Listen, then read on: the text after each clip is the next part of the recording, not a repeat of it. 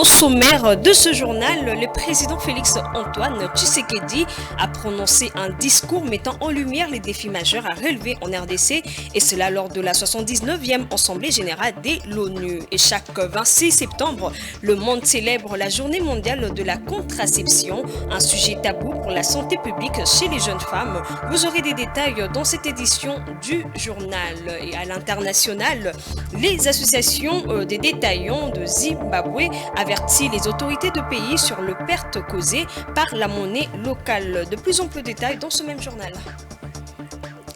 Il est 19h à Kinshasa et 1 heure de plus dans la partie est du pays. Madame, monsieur, bonsoir et bienvenue dans cette nouvelle édition du journal télévisé. Je l'ai annoncé au sommaire de ce journal lors de la 79e Assemblée générale des Nations unies à New York. Le président congolais Félix Tshisekedi a prononcé un discours mettant en lumière les défis cruciaux auxquels fait face la République démocratique du Congo et l'importance d'une coopération internationale renforcée. Retour sur les grandes lignes de son discours dans ce reportage signé par Domomata. La situation sécuritaire dans l'est de la RDC demeure préoccupante avec la résurgence du groupe terroriste M23 soutenu par le Rwanda. Le président Tshisekedi a souligné que près de 7 millions de personnes sont déplacées à cause de cette agression. Une violation manifeste de la souveraineté nationale. Il a appelé la communauté internationale à condamner ces actes et à soutenir le retrait inconditionnel de troupes rwandaises. Le groupe terroriste du M23, soutenu par le Rwanda, a provoqué une crise humanitaire sans précédent avec près de 7 millions de déplacés internes. Cette agression constitue une violation majeure de notre souveraineté nationale. Nous appelons la communauté internationale à condamner fermement ces actes et à imposer des sanctions ciblées contre le Rwanda pour son rôle déstabilisateur et néfaste. Un autre point central du discours a été la question de la traçabilité des ressources naturelles. Le président a affirmé que le pillage des ressources de la RDC alimente l'insécurité et finance de groupes armés. Il a plaidé pour une meilleure régulation de l'exploitation de minerais stratégiques essentiels à l'industrie technologique mondiale. Tshisekedi a également profité de la tribune de l'ONU pour mettre en avant les atouts considérables de la RDC, notamment ses ressources naturelles abondantes qui représentent un levier potentiel pour un développement durable. Il a appelé à des investissements étrangers pour améliorer la connectivité en Afrique et renforcer les infrastructures, notamment à travers les projets hydroélectriques du Grand Inga. Le président de la RDC a, au-delà de l'annonce, mené campagne pour la candidature de la RDC au poste de membre non permanent du Conseil de sécurité de l'ONU, tout en appelant à des réformes des Nations Unies. Il a élargi son propos à des problématiques mondiales, soulignant l'importance du multilatéralisme pour révéler le défi contemporain, tels que les changements climatiques et la pauvreté. Le chef de l'État congolais a réitéré que la paix mondiale est indissociable de la sécurité et du développement en République démocratique du Congo, plaidant pour une coopération internationale visant à atteindre des solutions durables. En parallèle de ces préoccupations internationales, la situation sécuritaire en RDC reste préoccupante et en Ituri, les forces loyalistes poursuivent leurs opérations de traque contre les groupes armés qui sèment la terreur et la désolation dans cette province. Sur le commandement du lieutenant-général Johnny Luboya Kachama, ces forces ont démantelé une cache d'armes du mouvement rebelle Zahir qui reçoit le soutien du M23 avec son allié l'AFC. Présent en Ituri, le vice-ministre de la Défense et des anciens combattants, Sami Adubango, apporte des précisions sur ces opérations. Jojo Moulamba nous en dira plus. Armes, munitions de guerre, tenues et autres effets militaires, voilà ce que les forces régulières ont découvert pendant leurs opérations de traque du groupe armé Zahir qui s'est caché dans la bourgade de Nyangi en territoire des Djougou. Face aux miliciens du groupe FPIC, qui ont décidé d'adhérer au programme de démobilisation, désarmement, relèvement communautaire et social, le vice-ministre de la Défense nationale Sami Adubango appelle les jeunes Itoriens à barrer la route à Corneille-Nangaa et le M23. Mungini ikunaenda mubaya, badu banatupa mufupa, baituria banangukia ile mufupa, La province court un danger. Les ennemis nous ont jeté et annoncent que les Ituriens se battent autour, motivés par les politiciens et notables. Savez-vous ce qui se passe ailleurs? Comme ce n'est pas suffisant, on veut amener l'M23 ici. Mon message est que vous bloquez l'entrée du M23 et à Corneille Nangaa qui prétend être notre oncle. Un oncle ne peut pas venir nous tuer et violer nos mamans, nos tantes et nos femmes. C'est ce qu'on veut nous amener. Les forces loyalistes avaient récupéré la semaine écoulée 37 armes AK-47 du mouvement Zaïre. 2 armes découvertes non loin du site déplacé de Niamoussassi. Le milicien FPIC ont garanti au vice-ministre de la Défense leur engagement pour participer au processus du retour effectif de la paix en Ituri. Nous étions contents pour la main tendue du chef de l'État. Nous avons signé l'accord et nous n'allons pas aller à la contre du chef de l'État. Nous ne voulons pas ni de Nangaa ni de M23.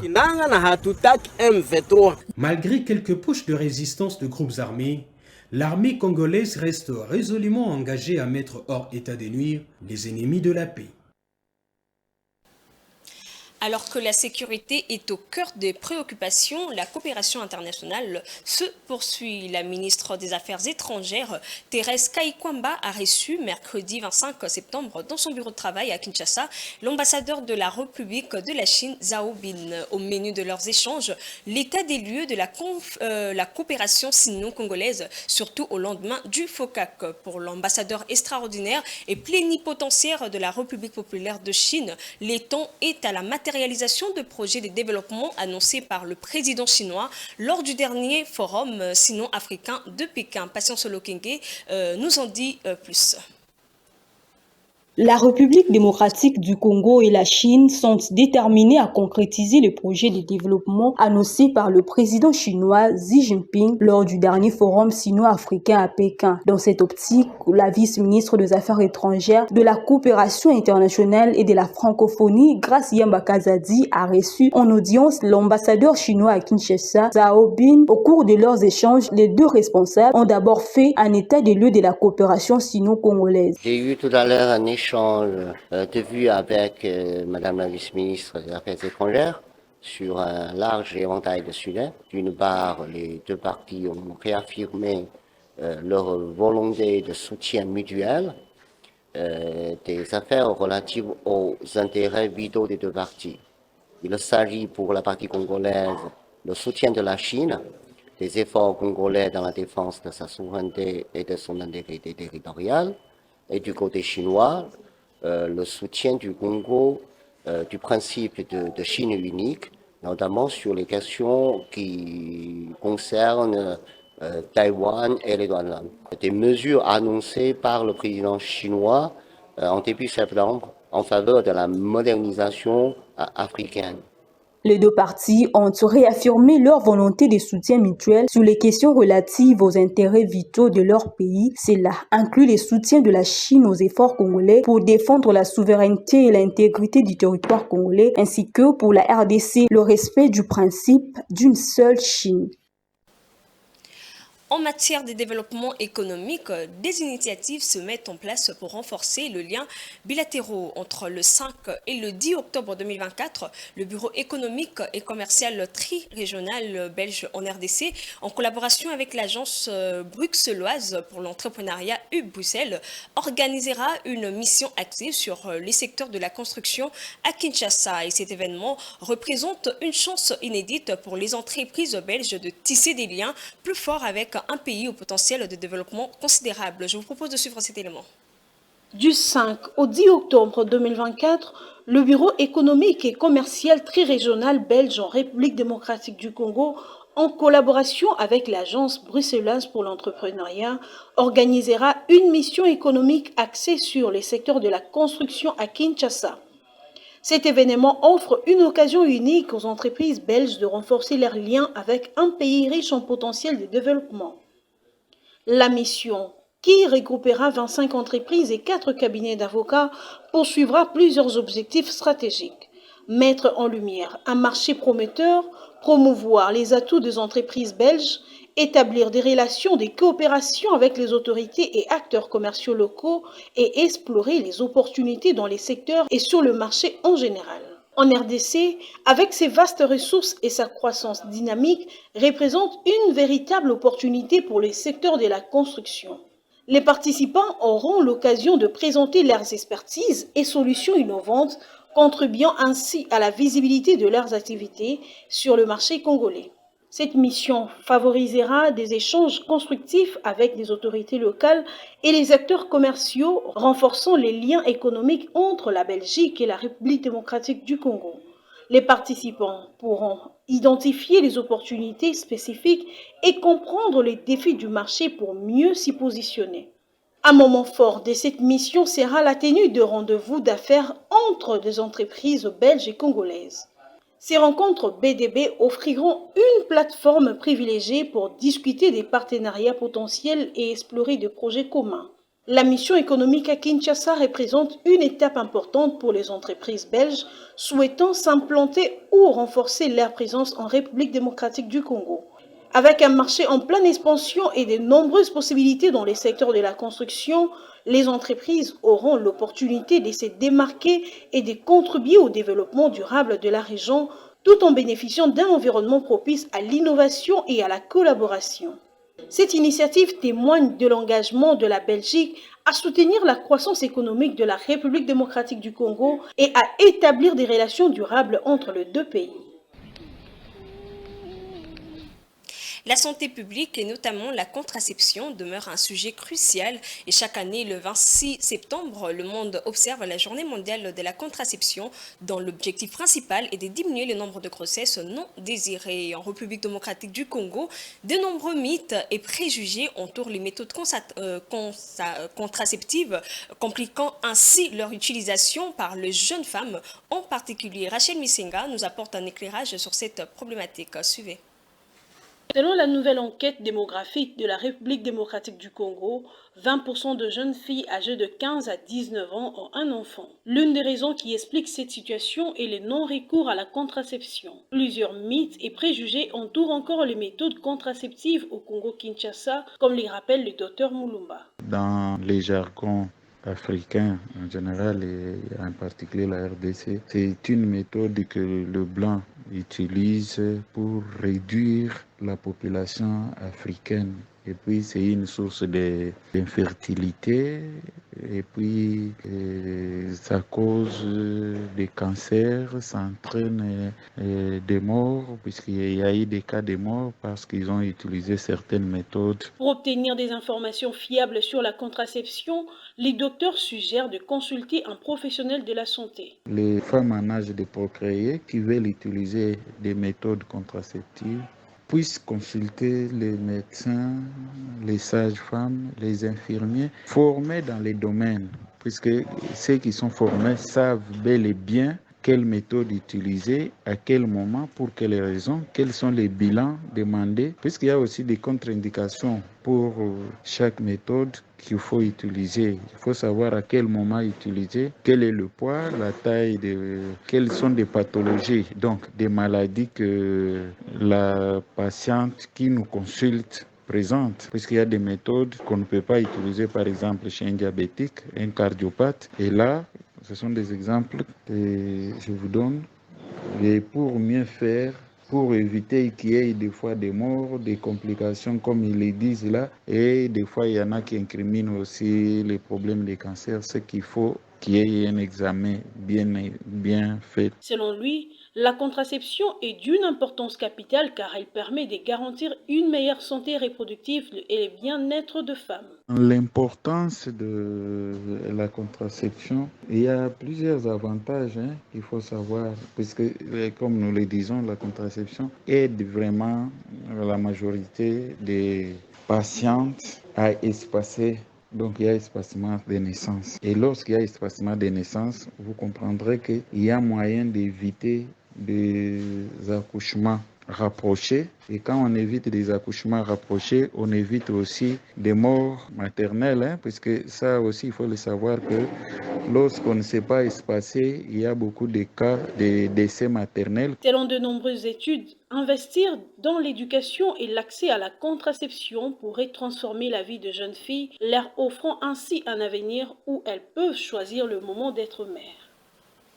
Dans le domaine de l'éducation, des efforts sont déployés pour assurer la gratuité de l'enseignement primaire.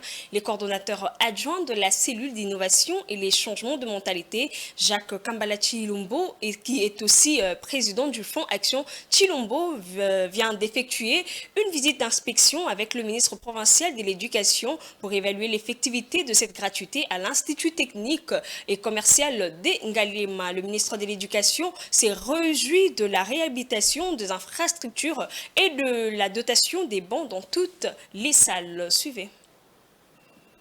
Gratuité de l'enseignement effectif, les élèves apprennent dans des conditions requises grâce entre autres à l'appui du coordonnateur adjoint de la cellule d'innovation et de changement de mentalité CICM en sigle, qui est aussi président de la fondation Chilombo, Jacques Kambala Chilombo, parce que c'est de lui qu'il s'agit. Une raison de satisfaction pour le ministre provincial de l'Éducation et Nouvelle Citoyenneté, ville de Kinshasa, qui a visité l'Institut technique et commercial de Ngaliema ce mercredi. Je partirai d'ici satisfait parce que je ne pensais pas trouver cet institut bien propre et tout, cette école bien propre. Et je remercie énormément le préfet pour son travail dévolu. Et vu que ça ne s'arrête pas là, nous allons faire en sorte que cette école soit encore bien réhabilitée. Il y a encore quelques travaux à faire. Et j'ai remarqué déjà qu'ils ont reçu des dons de fonds par le conseiller privé, le chef de l'État. Chose que je ne m'attendais pas, que j'ai vu de mes propres yeux. Et je lui en remercie, en tout cas, je lui réitère mes remerciements. Ces bons remis, ces travaux de réhabilitation exécutés rentrent dans un programme de 7 structures qui œuvrent aux côtés des Congolais, tel que l'explique Jacques Kambala Chilombo, qui a accompagné le ministre provincial de l'Éducation. Étant donné que nous sommes acteurs sociaux dans le cadre de cette école, avec l'aide de Dieu, nous avons pu réaliser déjà à plus de 75% notre projet de réhabilitation. Dans le cadre de Fondation Chilombo, nous avons réalisé déjà 75% de ce qui était prévu dans le projet en termes de réhabilitation de salles de classe, des bâtiments administratifs, fourniture de bancs et après l'aménagement à l'extérieur. Donc la visite du ministre s'est souscrite aussi dans ce cadre-là pour se rassurer de l'accès que les élèves auront dans la salle, la qualité, la propreté et la bonne gestion de l'école. Le ministre provincial de Kinshasa est dans une série de visites d'inspection des écoles de la ville, ce qui explique son passage à cette école de la commune de Ngaliema. Jacques Kambala Chilombo, lui, exécute ses travaux dans le cadre de sa fondation pour accompagner le président de la République dans sa vision de la gratuité de l'enseignement. En sport, la tension monte alors que la course pour la qualification de la Coupe d'Afrique des Nations CAN 2025 s'intensifie pour la République démocratique du Congo. Ce mercredi, Sébastien Desabres, sélectionneur des Léopards, a dévoilé la liste de 25 joueurs retenus pour le 2 matchs décisifs contre la Tanzanie. Ces confrontations programmées à Kinshasa le 10 octobre et à Dar es Salaam le 15 octobre marqueront le 3e et 4e journée des éliminatoires. Blaise Kouzola pour de plus amples détails. Les Léopards de la République démocratique du Congo affrontent la Tanzanie en marge de la 3e et de la 4e journée des éliminatoires de la Coupe d'Afrique des Nations Maroc 2025 avec une équipe en parfaite synchronisation. L'entraîneur Sébastien Desabres a publié la liste de 25 Léopards pour affronter les Taifa Stars. Les Français, à jouer la carte de l'habitude, envisagent des joueurs dont l'expérience dans la tanière n'est plus approuvée. Pour la circonstance, et on pouvait s'y attendre, Desabres a quasiment reconduit la majorité de son ossature victorieuse aux 2 premières journées. William Balikwisha et Silas Katompa font leur retour dans la tanière à l'absence de Wissa, blessé en club lors du déplacement des Brentford à l'Etihad Stadium face à Manchester City.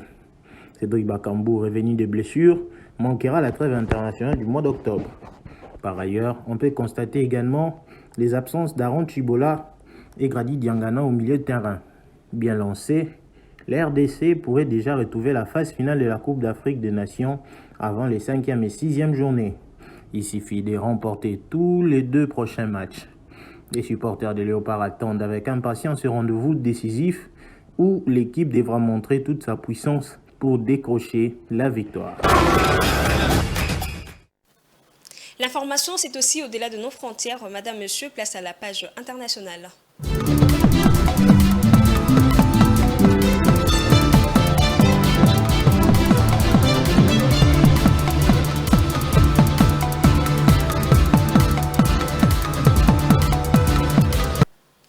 En dehors de nos frontières, les questions économiques touchent également nos voisins. L'association des détaillants du Zimbabwe avertit les autorités du pays sur les pertes induites par la monnaie locale, le ZiG, et sur d'éventuelles fermetures d'entreprises en raison d'un taux de change officiel défavorable. Les autorités zimbabwéennes exigent que les détaillants fixent leur prix sur la base du taux de change officiel de 4,8 ZiG pour $1. Suivez.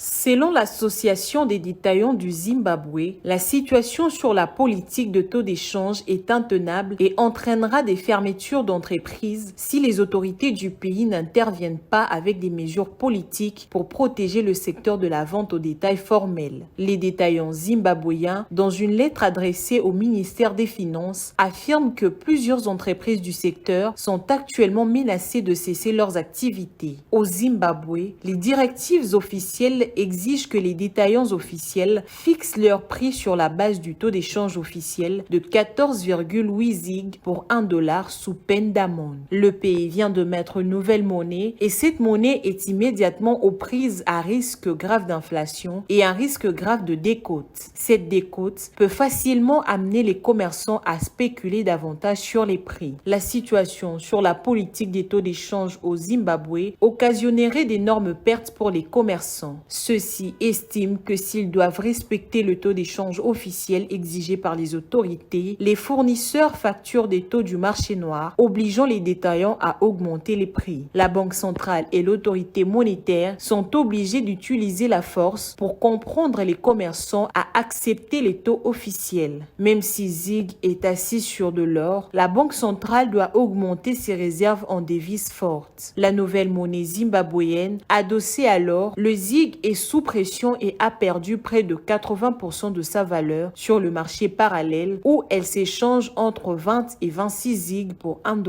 Dans une démarche visant à répondre à la demande de dollars et maintenir la stabilité économique, la Banque centrale du Zimbabwe a injecté $190 millions sur le marché d'échange, dont $50 millions d'intervention stratégique en juillet 2024. Enfin, on repense aux décisions de la communauté des États de l'Afrique de l'Ouest, CEDEAO, en sigle. Le Nigeria avait fermé ses frontières avec le Niger. Leur réouverture en mars dernier a déjà un impact significatif sur les importations et exportations entre les deux pays. Je vous propose de suivre ce reportage de nos confrères d'Africa 24 rendu par Damani Mujinga.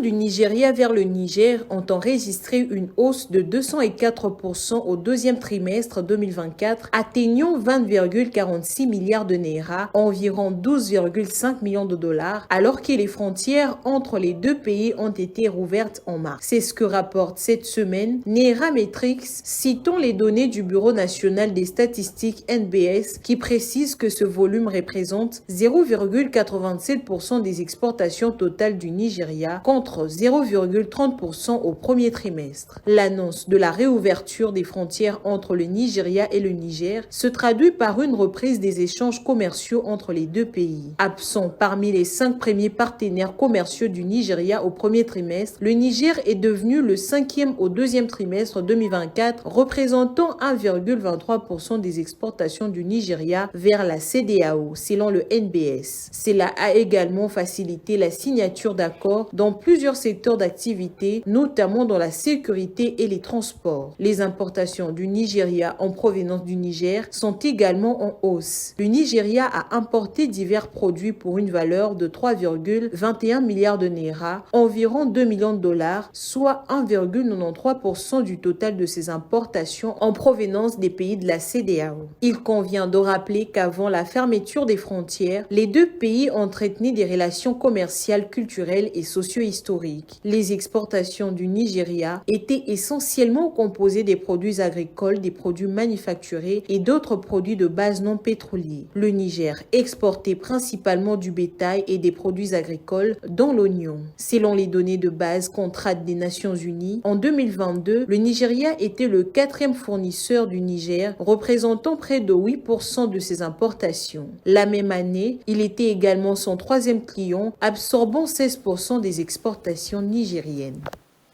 Pour complémenter l'actualité, place à présent à la revue de presse dans une sélection et commentaires de Damani Mojinga.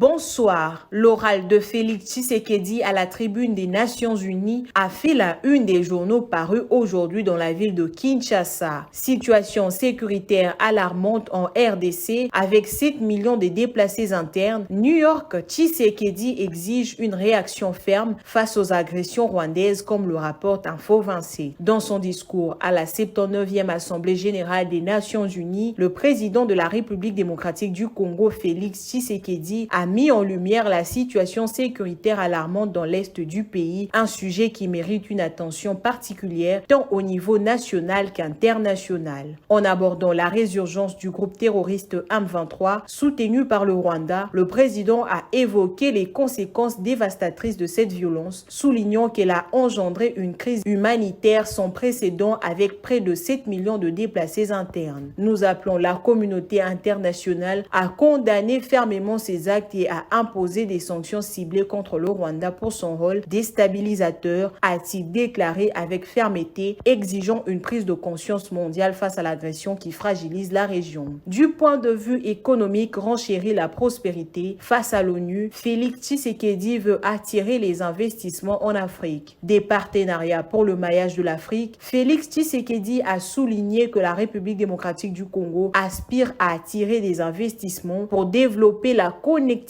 en Afrique et appelle à la coopération des partenaires multilatéraux et des opérateurs des télécommunications avec à la clé un transfert des connaissances. Au nombre des projets essentiels, le président congolais a mentionné l'accompagnement au processus de maillage du pays, solution prometteuse pour relier le sud et le nord de l'Afrique et relier l'océan Indien à l'Atlantique qui comprend la formation des partenariats viables autour du projet hydroélectrique Grand Inga, réponse à la demande énergétique croissante du pays. Dans un autre registre, Forum des As revient sur le sit-in de l'opposition devant le palais de la justice en titrant « L'opposition et la société civile accusent Tshisekedi d'étouffer les voix critiques via la justice et la sécurité ». Les abords du palais de la justice ont été le théâtre d'un sit-in organisé par les partis politiques de l'opposition, en synergie avec plusieurs mouvements citoyens hier mercredi 25 septembre. Cette mobilisation vise à dénoncer ce que les manifestants qualifient de dérive autoritaire du gouvernement en place, tout en exigeant la libération immédiate et inconditionnelle des prisonniers politiques. Parmi les prisonniers politiques dont la libération est réclamée, figure Jean-Marc Abonde, président de l'Alliance pour le changement, ainsi que des figures comme Seth Kikouni, Mike Mukebai et d'autres. Ces personnalités politiques sont, selon les manifestants, victimes d'arrestations arbitraires orchestrées par le régime pour étouffer la dissidence. Terminons cette revue avec la justice, regard croisé des deux praticiens du droit, désengorgement des prisons, Serge Mayamba appuie Moutamba, Peter Kazadi s'oppose, rapporte Info 27. Dans un contexte marqué par une crise carcérale aiguë en République démocratique du Congo, le vice-premier ministre honoraire Peter Kazadi exprime son indignation face à l'initiative du ministre d'État en charge de la justice, Constant Moutamba, visant à désengorger les prisons, notamment l'ex-prison centrale de Makala. Critiquant ce qu'il perçoit comme une gestion inappropriée de la situation, Kazadi plaide pour des solutions durables telles que la construction des nouvelles prisons plutôt que pour une simple libération des détenus. Ce débat suscite des réactions contrastées, notamment celle de l'avocat Serge Mayamba qui défend les réformes de Moutamba tout en appelant à une actualisation nécessaire de la politique carcérale reflétant les enjeux de dignité paix et de respect des droits humains, écrit l'auteur. Fin de cette revue de presse. À la prochaine.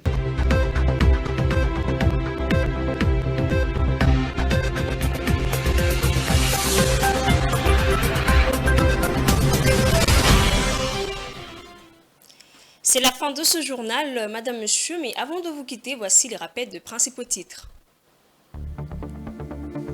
Le président Félix Antoine Tshisekedi a prononcé un discours mettant en lumière le défi majeur à relever en RDC, et c'est lors de la 79e Assemblée générale de l'ONU. Chaque 26 septembre, le monde entier célèbre la journée mondiale de la contraception avec un sujet qui est un sujet tabou pour la santé publique chez les jeunes femmes. Et à l'international, l'association des détaillants de Zimbabwe avertit les autorités du pays sur les pertes causées par la monnaie locale qui est le ZiG.